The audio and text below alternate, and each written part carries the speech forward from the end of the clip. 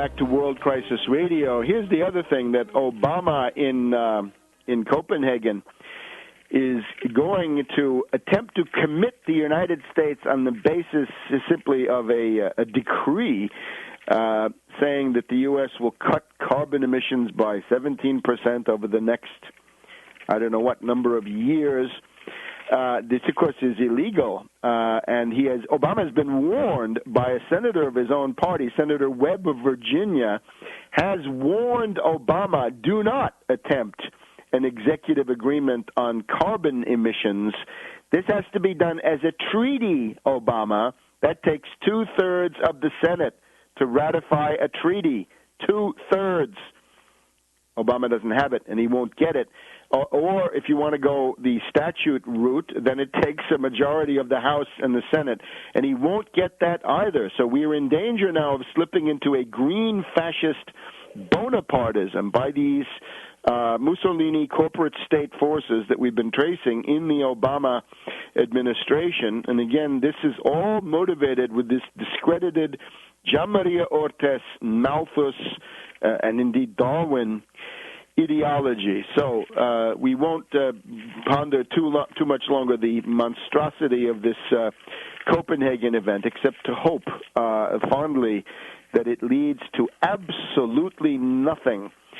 Oligarchs of the world are gathered, and it's time to checkmate them, because these indeed are the principal adversaries of human survival with their typical obsessions. Now, reaching this point, remember, you've got to go to tarpley.net, www.tarpley.net. I've been promising an upgrade, and it's coming. It's just that the wheels of tarpley.net grind slowly.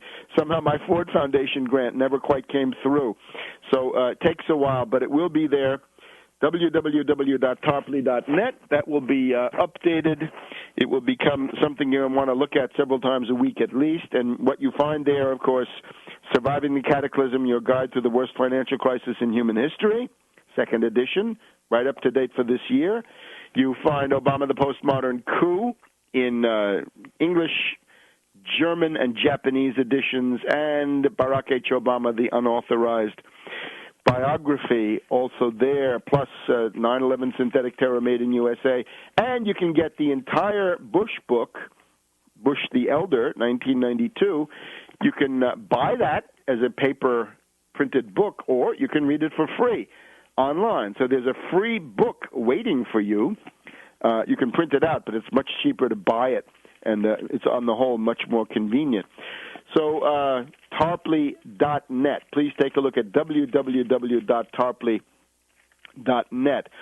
Now, just a couple of more things about this demonstration at the White House on Saturday, December 12th, 12/12 demonstration. Some of the forces that are there are putting Obama on notice, saying, now that you've chosen the path of warmongering, we will support a primary challenge against you. That is a peace candidate inside the Democratic Party to try to take the nomination away from you in the same way that Robert Kennedy essentially took the nomination away from Lyndon B. Johnson. It was between Eugene McCarthy and Robert Kennedy. They forced LBJ, despite his many positive features, but on this critical question of being a warmonger, they forced him to give up, to announce that he would not run.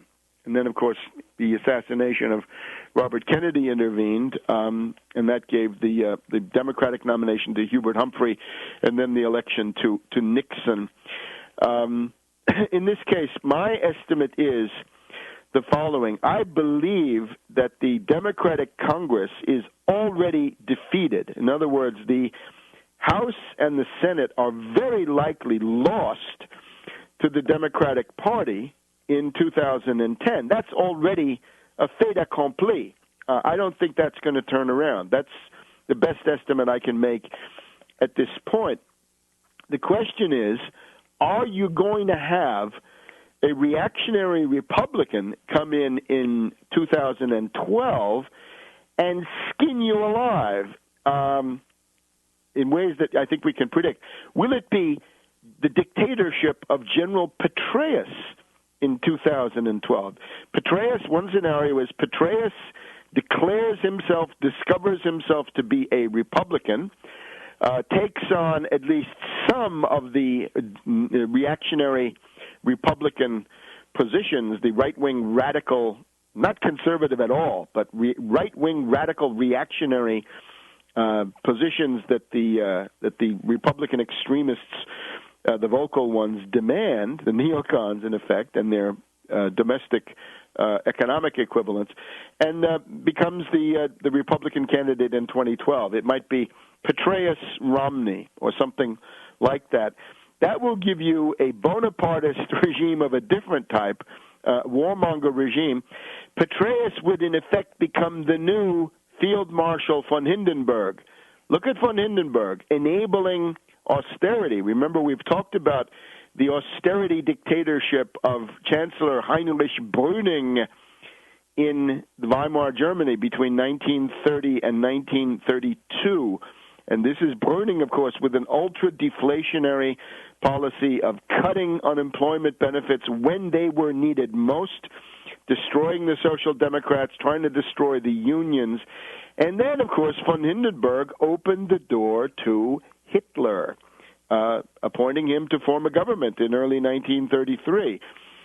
General Petraeus, as a Bonapartist, as the new Field Marshal von Hindenburg, coming in and doing these things with probably the economic czar being Mitt Romney, the hedge fund hyena and Wall Street asset stripping operative. I think that's at least something that you have to pay attention to. Now, you can see the analysis on the Congress. Dick Morris goes around repeating that the Congress is lost. I think he probably has a point for the Democrats. He talks about the Senate in particular. He goes with the low-hanging fruit. Dodd in Connecticut can be defeated, although he can't be defeated by Peter Schiff. If it's Peter Schiff, Dodd will survive. But if it's somebody who looks like this McDonnell in Virginia, in other words, a reactionary but with a veneer of being moderate, the Democratic Party can lose the Senate seat in Connecticut. Similarly, Specter in Pennsylvania could be defeated. Harry Reid in Nevada. You have these seats. Illinois, right? Burris not able to hold on to that. Republicans could come in there. New York also, problems holding on to that. What happens in New Jersey? Menendez, does Lou Dobbs run as a Republican reactionary against him? A lot of questions, but we can flesh this out in the coming weeks. The idea, though, is that this is going on. Look at Obama. The betrayal.